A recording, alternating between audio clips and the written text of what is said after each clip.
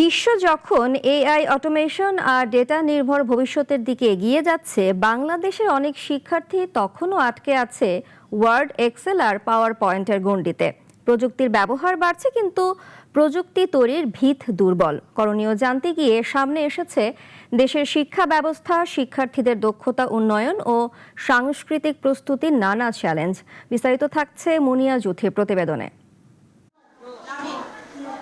গণিতের নাম শুনলেই বাচ্চাদের কপালে ভাঁজ।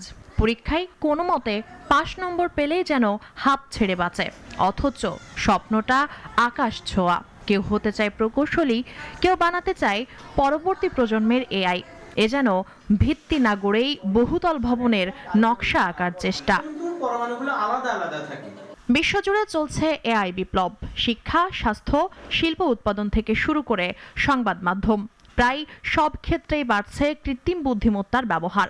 উন্নত দেশগুলো ইতিমধ্যে স্কুল পর্যায় থেকেই এআই, ডেটা বিশ্লেষণ ও ডিজিটাল দক্ষতাকে শিক্ষার মূলধারায় যুক্ত করছে। বাংলাদেশেও প্রযুক্তি ব্যবহারের আগ্রহ বাড়ছে। শিক্ষার্থীরা বিভিন্ন অনলাইন প্ল্যাটফর্মে কোডিং শিখছে, এআই টুল ব্যবহার করছে, তৈরি করছে নানা ডিজিটাল কন্টেন্ট। তবে বিশেষজ্ঞদের মতে প্রযুক্তি ব্যবহারের এই আগ্রহের সঙ্গে মৌলিক জ্ঞান অর্জনের ভারসাম্য সবসময় দেখা যাচ্ছে না।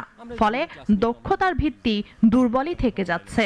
অনলাইন অন্য জিনিস, অনেক হিউজ বিষয়। বিশেষজ্ঞদের ভাষ্য, এআই, মেশিন লার্নিং কিংবা আধুনিক তথ্য প্রযুক্তির ভিত্তি গড়ে ওঠে গণিত, যুক্তিবিদ্যা, নিউমেরিক বিশ্লেষণ কিংবা মৌলিক বিজ্ঞান বিষয়ের ওপর।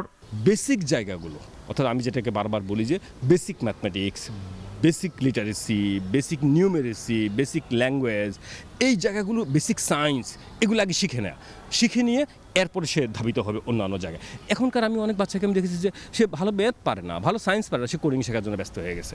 ভবিষ্যতের প্রযুক্তি নির্ভর অর্থনীতির জন্য সময়োপযোগী শিক্ষানীতি প্রণয়নের ওপর জোর দিচ্ছেন বিশেষজ্ঞরা। তাদের মতে কারিকুলামে বিজ্ঞান, গণিত ও প্রযুক্তির সমন্বিত চর্চা, শিক্ষকদের দক্ষতা উন্নয়ন এবং বাস্তবমুখী শিক্ষা পদ্ধতি চালুর উদ্যোগও প্রয়োজন।